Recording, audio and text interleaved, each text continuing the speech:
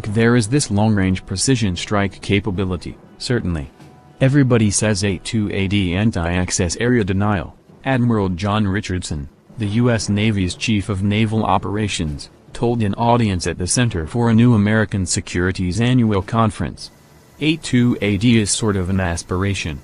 In actual execution it's much more difficult.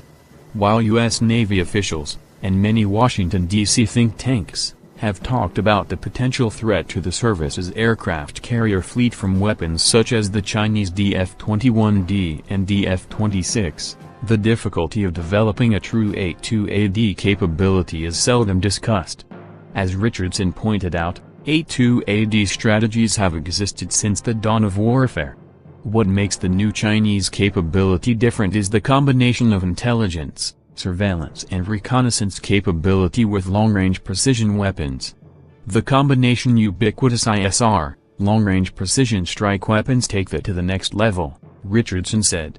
It demands a response. But the threat is not just contained in the South China Sea, Richardson said.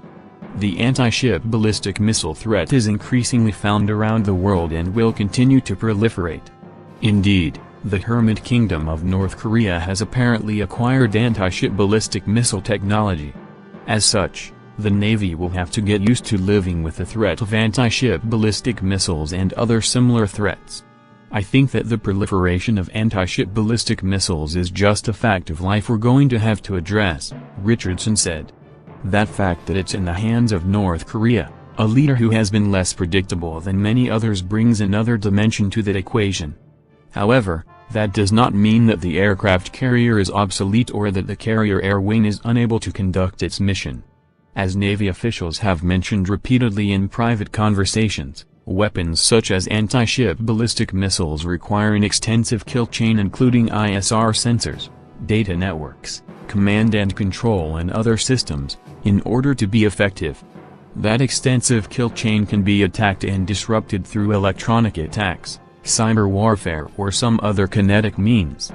Our response would be to inject a lot of friction into that system, Richardson said, disrupting the enemy kill chain.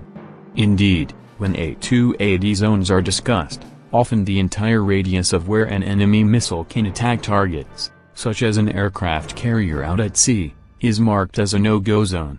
But in the Navy's view, it can operate inside those zones, but the service would have to use different tactics. Moreover, the assumption that an area defended by a weapon such as a DF-26 is a no-go zone makes the implicit assumption that the Chinese, or other enemy, has the ISR assets and networks to make their weapon work perfectly.